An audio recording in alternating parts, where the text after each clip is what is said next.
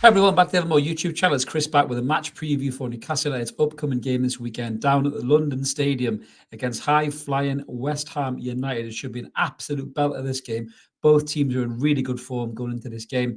Success in European competitions as well midweek, so this should be an unbelievable game, I think, for the neutrals to watch. We're going to get stuck right into it, tell you how I think we're going to line up, talk a little about the threats, and then also talk about what we think is going to be a result for Newcastle United in this game. So let's get stuck right in. Before we do, a little reminder, if you haven't already, please subscribe. We'd love you to come and join us. We're over 5,300 subs on our way to 5,400, which is amazing. Loads of room for you guys here. If you haven't checked us out before, smash that button, like the video too. If you want to be a member, there's a membership down there. Loads of little goodies for you in there, early access to videos and so forth. Well worth doing for less than a pint of lager. It's a bargain. It's an absolute bargain.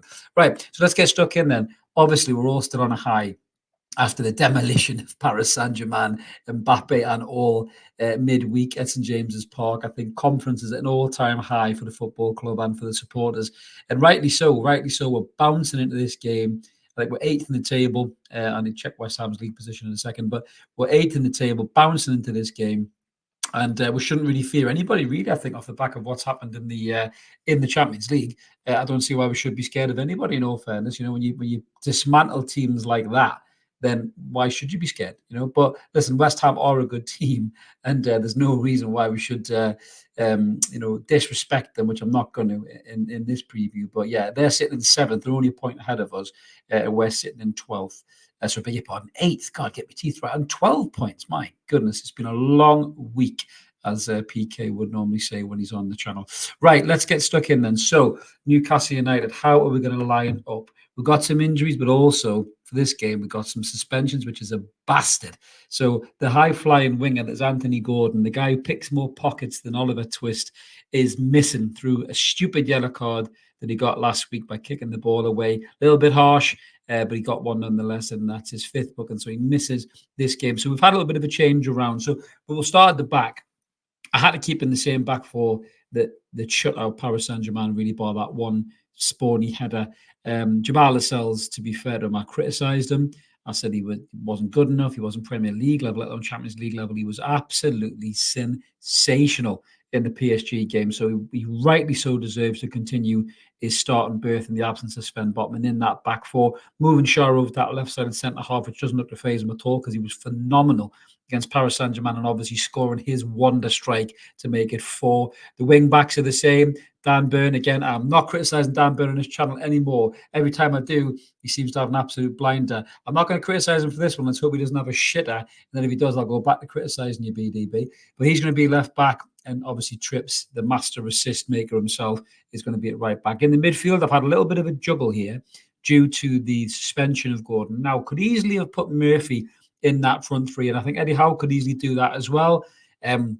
We could see Wilson in for Isak if he's fit, but I think with Wilson's injury woes, I think Wilson will sit on the bench if he even does come back fit. I don't think Joe Litton will make it either. I think they'll rest Joe Litton, give him the international break to get himself right, come back too soon before, and he was obviously aggravated the injury and he's out even longer. So I think we'll have a midfield three that started against PSG in Bruno Tonali, who was way better against PSG. He seems to be working out how to play with Bruno, and Longstaff is integral to this midfield. He really, really is. And I think a lot of us who give him shit in the past are going to have to accept the fact that the kid is just absolutely brilliant. You get the best out of Bruno. You get the best out of Bruno when he's playing. And I think it's just the best way to get him in the team, really, to be fair. Now, I've moved Elliot Anderson up to the left side of the front three. I think Elliot Anderson's a sensational player. Whether you think he should be a midfielder or whether you think he should be a left winger or whatever it is, I think he can play either or position. I think Eddie Howe will try him out there because of the injuries mounting up and the suspensions mounting up. But as I say, he could easily move Mickey over there, or he could put Murphy there. There's loads of options there for Eddie Howe, and I think we'll certainly see what he's going to do come Sunday, 2:00. But I think this is the team that we'll go for, and I think this is a team strong enough to get the win. I really do. I think West Ham are in great form. just looking at their kind of injury news as well. They were missing the old football podcast co-host of Callum Wilson, that is Mikel Antonio. So there's a good chance these two might not even make a bloody game. It's their derby, the football podcast derby. They might not even make it, so it'll be an interesting podcast for them. I don't listen to it anymore. I love Callum and I love Mikel Antonio. I just can't stand the shoehorn fifth wheel bloke who ruins it for me, so I don't listen to them anymore. But it's a great show nonetheless. If you listen to it, thumbs up. So yeah, Mikel Antonio may not make it into the starting lineup, but for the groin injury that he had. They've got Ben Johnson as well. I think is expected to sit this one out. Aaron Cresswell's thigh injury should keep him sidelined till after the international break as well. So what we've got here, but they've still got a strong team, and I think two players in particular, I'm very, very concerned about, if I'm honest with you, in this West Ham team. I'll get stuck into them in a minute. But Paqueta's a danger. He's a very, very good player.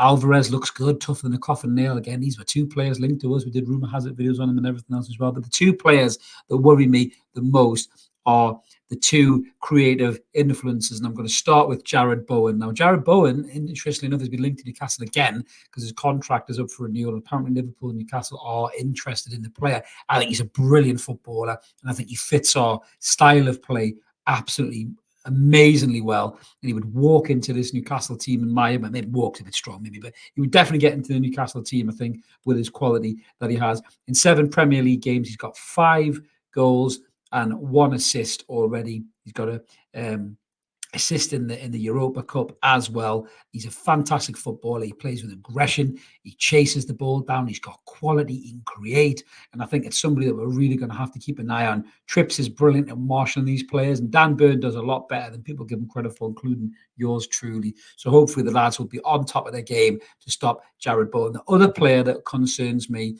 I think, is possibly one of the best signings of the summer. What was he, 38, 40 million quid that they got him for? And that is James Ward-Prowse. This was a player that I think a lot of the so-called bigger teams could have possibly went for. 6 Premier League games, 2 goals, 3 assists. The guy is different gravy. That right peg of his is fucking phenomenal. He's brilliant from set pieces and corners. Free kicks, forget about it. Penalties, he's brilliant. But he's also added a bit more to his open play, I think, in this West Ham team as well. He's got that creativity. He's got that graft. And I think he'll be up for this game.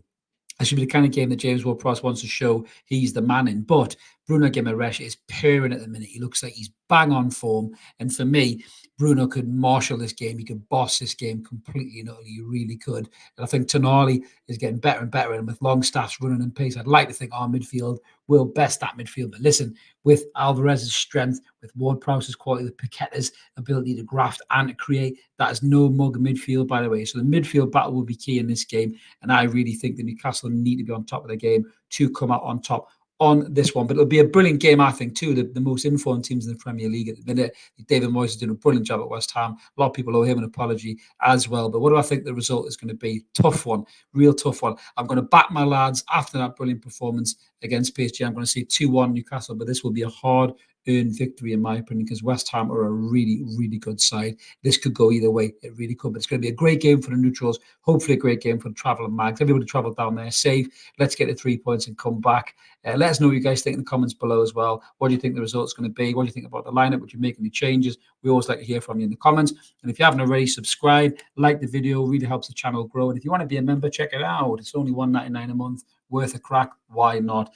Let's keep supporting that team. McCoy United at the weekend, guys. Let's keep hoping we take that brilliant form from midweek into the weekend, smash West Ham up, and we'll keep climbing up the league just in time for international break, get a few lads back from the treatment table and go again. Have a cracking weekend, whatever you're doing. We'll see you later.